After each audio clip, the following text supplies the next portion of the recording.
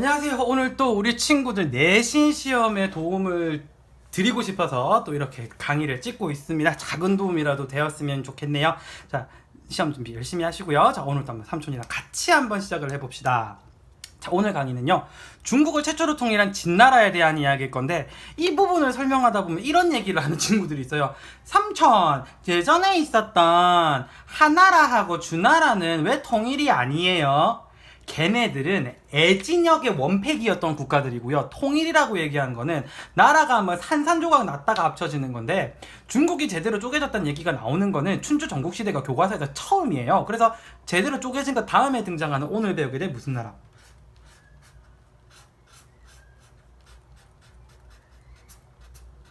이 진나라가 중국을 최초로 통일한 국가라는 타이틀을 가져가게 되는 겁니다. 자, 그러면 지금 삼촌이 몇 번이나 얘기했던 부분부터 한번 적어보도록 할게요. 자, 이 진나라는 중국을 최초로 뭐한 나라다? 그쵸? 통일시킨 나라다, 그죠? 이 진나라를 영어식 표현으로 적으면 친이라는 표기가 되거든요. 이 친이라는 표기가 지금 중국을 뜻하는 무슨 단어? 차이나의 원이라고 이야기를 해요. 그리고 이 진나라의 황제를 시황제라고 부르는데, 이 시황제가 무슨 뜻이냐면 최초의 황제라는 의미가 됩니다. 그러니까 여기 나와 있는 시황제라는 말은, 여기 나와 있는 이 시라는 단어는 여러분이 영어 단어에서 알고 있는 요 단어와 뜻이 똑같다고 보면 돼요. 스타트의 의미라고 보시면 되고요. 이분을 보통 우리가 많이 부를 때 뭐라고 부르냐면 시황제라는 표현을 쓰거든요. 각기 어떤 단어인가 보면은, 여기 나와 있는 진은 국가명이고요, 시는 스타트의 의미가 되는 거예요. 자기 스스로 중국 최초의 황제라고 이야기를 하는 거죠.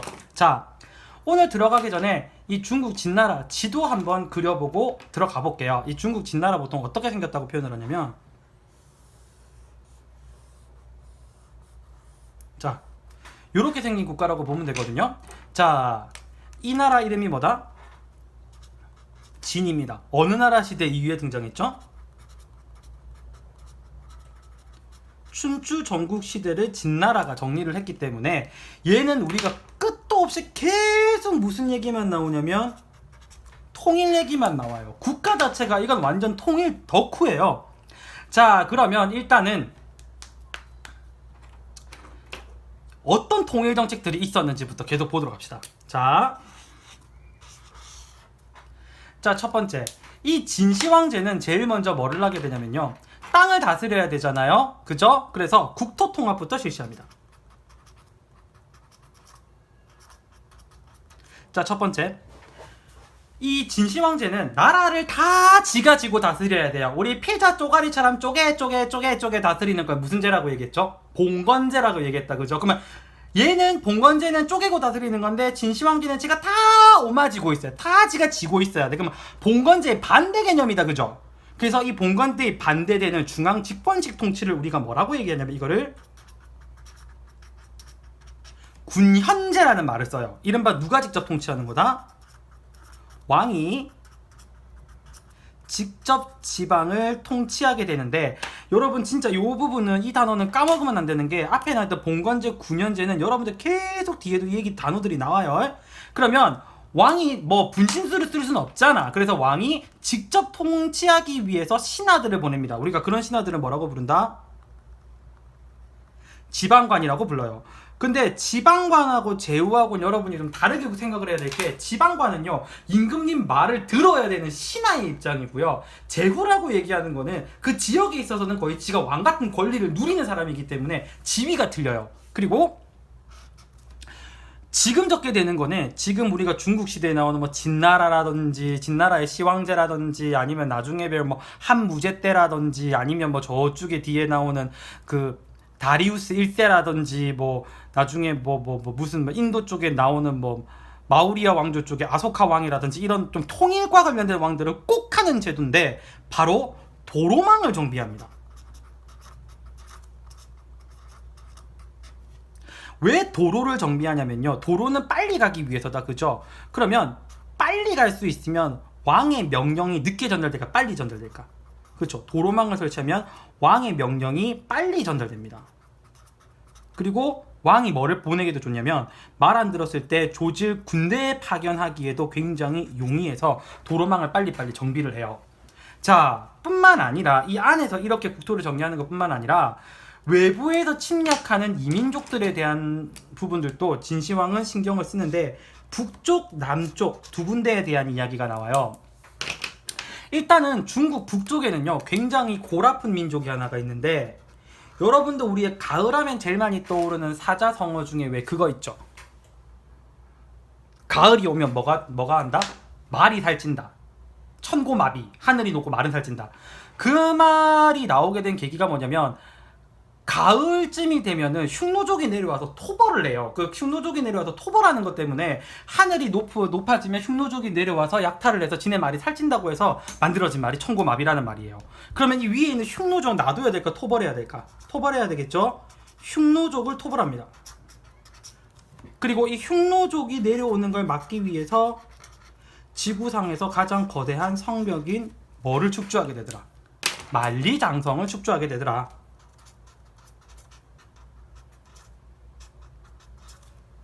그냥 중국에서는 그냥 장성이라고만 부릅니다. 근데 이게 뭐 만리가 안 된다는 얘기도 있고 요즘엔 좀 별말이 많죠. 자, 그리고 밑으로 남쪽으로는 어느 나라를 정복하게 되냐면 베트남 북부, 베트남 이렇게 붙어 있거든요. 그럼 베트남 입장에서는 위쪽이기 때문에 베트남 북부를 정복을 합니다.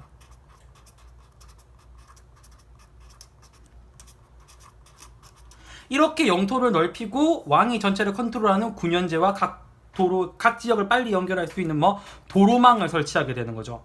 자, 그리고 두 번째, 사상도 통일합니다.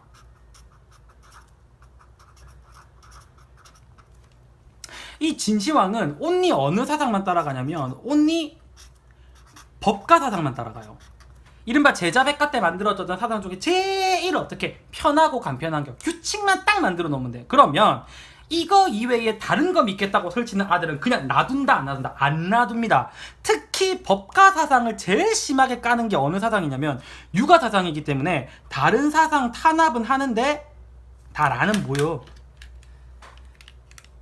에차 다른 사상 탄압을 하는데, 특히 법가 사상을 제일 많이 까는 어느 사상은 정말 용서를 안 한다. 특히 유가는 씨를 말립니다. 그래서 이 진시황은요, 유교들 적어놓은 유가들 사상을 적어놓은 책 있잖아요. 책 보면은 전부 다 불을 질러버려요. 그래서 이거를 책에 불을 지른다. 이거를 분서, 뒤에가 살벌해요. 유가 연구하다 잡히면 그냥 그대로 천연자원 되는 거예요. 땅에 파묻어버립니다. 그래서 이거를 책은 불지르고 유학자들은 땅에다 파묻는다고 얘기해서 이거를 분석갱유라고 이야기를 해요. 말을 그냥 이 정도 해서 그렇지 이거 상당히 잔인한 방식입니다. 유가 법가 사상을 자기 그 통치 개념으로 삼기 위해서 이런 짓까지 한 거예요. 자, 그리고 그 다음에 경제도 통일하는데, 일단 전국에서 쓰는 뭐부터 정리한다? 화폐부터 정리합니다. 옛날에 그 춘추 전국 시대니까 나라가 다 쪼개져가지고 돈을 다 다르게 썼잖아요. 그 돈을 전부 다 하나로 다 똑같은 돈으로 바꿔요. 그 다음에 무게 단위나 길이 단위를 우리가 뭐라고 얘기하냐면 도량형이라고 얘기하거든요. 도량형.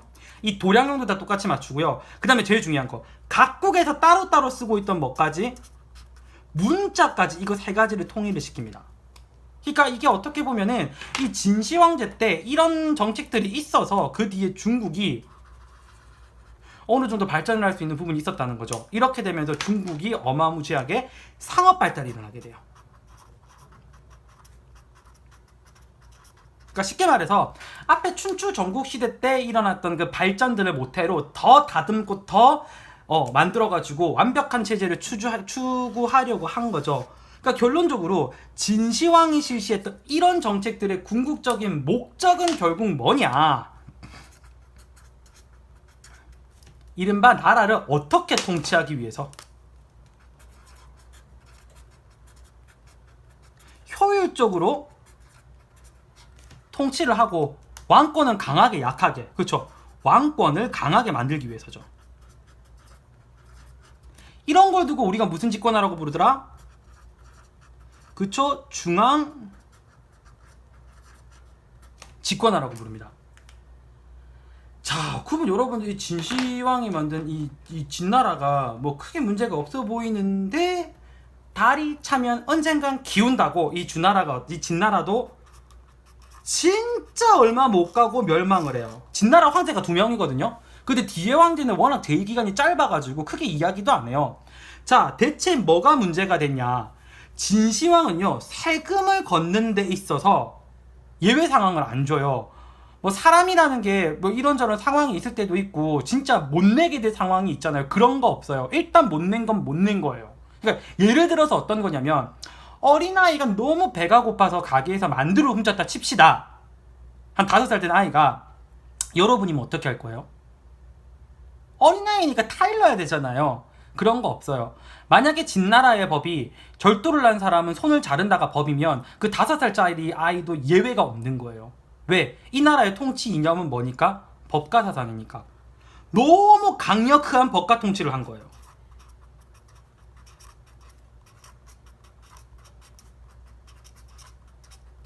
특히 세금 문제에 있어서 이렇게 되니까 사람들이 굉장히 불만이 많았죠. 그럼 대체 진시황은 세금을 왜 이렇게 많이 걷었냐? 공사를 어마무지하게 합니다. 무슨 비버예요. 토목공사는 여러분들이 어떻게 생각하면 되냐면, 좀 이렇게 왜 그 건축물 지을 때 왜 다리나 댐 같은 이런 거 있잖아요. 그런 것들을 토목공사라고 얘기를 하는데, 이 진시황 때 실시됐던 무리한 토목공사의 가장 대표적인 예 3가지를 들면은 여기에 쌓았던 만리장성, 만리장성 밑에는 아직도 그 공사할 때 돌아가셨던 분들 뼈가 나온다 그러죠. 2번째, 진시황이 살았던 엄청나게 화려했던 궁전 아방궁, 동네에 있는 중국집 이름 아닙니다. 자, 그 다음에 3번째, 진시황의 무덤인 진시황릉. 요거 3가지 공사까지 너무 무리하게 시키니까 백성들이 버틴다 못 버틴다, 못 버텨요. 그래서 농민들이 반란을 일으킵니다. 농민 반란이 일어났으면 뭐 얘기 끝났지, 그 나라는. 자, 이때 농민 반란을 일으킨 사람이 진승 오강이었기 때문에 이때 진나라를 명멸시킨 농민 반란의 이름이 그분들의 이름을 따서, 네임펜 어디 있노? 아, 여기 있네. 아니, 이 색깔, 핑크색. 자, 진승 오강의 난이라고 부릅니다.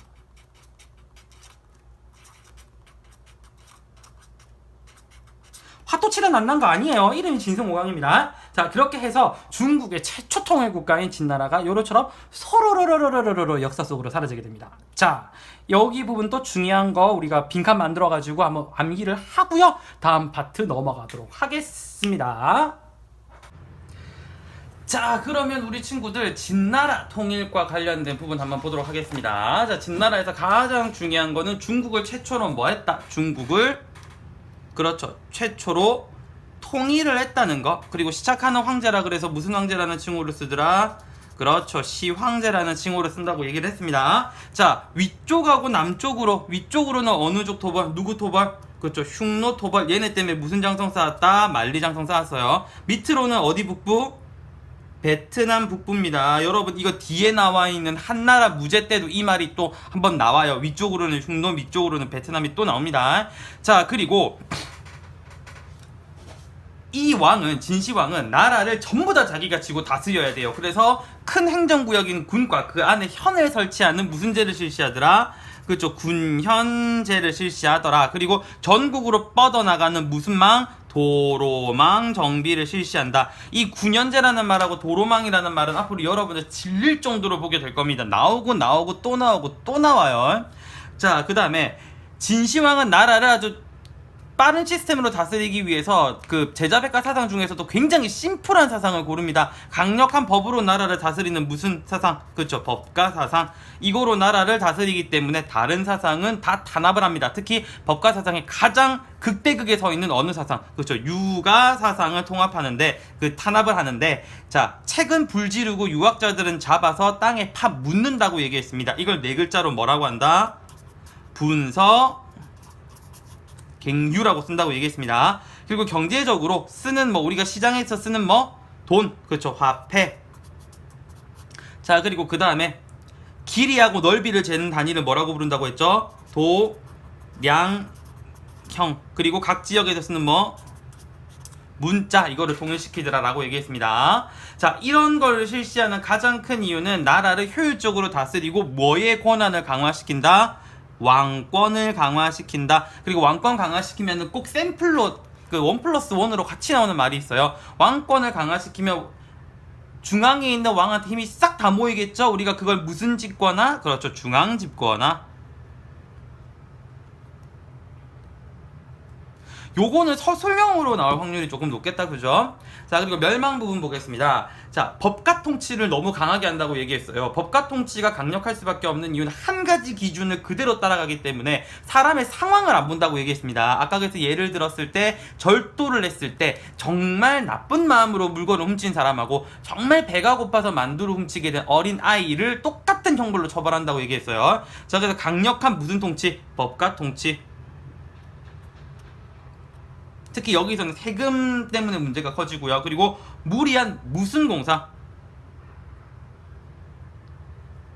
토목공사. 이거 두 개 때문에 농민 반란이 일어났는데 화투치다 일어난 농민 반란 아니라 그랬습니다. 이름이 어떻게 된다? 진승 오강의 난이라는 농민 반란이 일어나서 진나라가 망한다고 얘기했어요. 여기도 주로 문제가 나올 때 제일 많이 나오는 부분은 뭐냐면요, 여기 나와 있는 진시황의 통치 방식들 있죠. 이 방식들에서 웬만하면 문제가 한 문제 정도 출제가 되고요, 두 문제까지 나온다 그러면은 그거를 물어봐요. 얘네가 멸망한 게 된 원인이 뭐냐라고 물어보거나, 아니면은 그 진나라가 망하게 된 농민 반란의 이름이 뭐냐라고 물어봅니다. 뒤에 나라가 중국은 망할 때마다 농민 반란들이 거의 뭐 공식처럼 나오기 때문에 그 농민 반란으로 나라를 구별할 수도 있어야 됩니다. 자, 진나라 파스 여기서 끝내고요. 우리 친구들 지금 당장 최고는 아니더라도 최선을 다할 수 있는 친구들이 됐으면 좋겠습니다. 감사합니다.